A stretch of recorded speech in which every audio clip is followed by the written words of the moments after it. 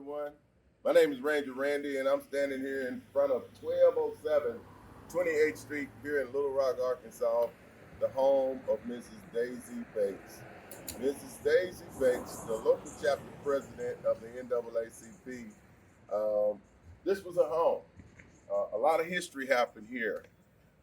History with the Little Rock Nine, and history for civil rights was right here at this house.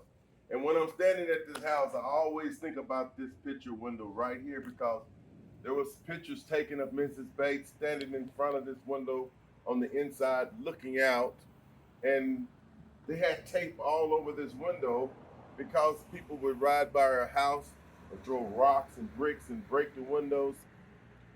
But instead of replacing the windows, they just taped the window up.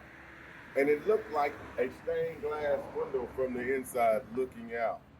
And even to this day, there are still bullet holes in the windows of people shooting her house up. Now, I want to talk a little bit about Mrs. Daisy Bates, who to me was an unsung hero. Mrs. Bates did things that black people wasn't doing in the 1950s, especially a black woman. Now, Mrs. Bates, she was a local chapter president of the NAACP.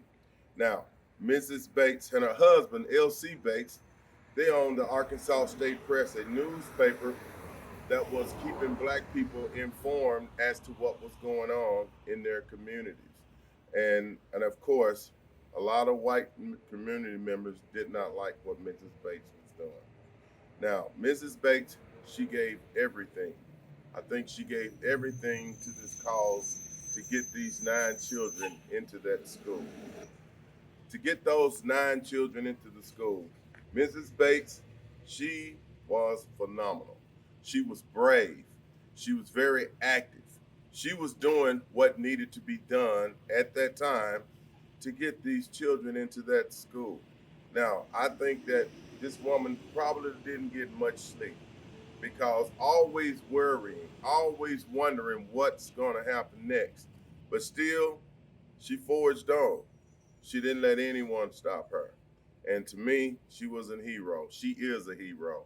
And I just don't think she gets the proper credit that she deserves. But Mrs. Bates, we thank you for your contributions. We thank you for all you've done.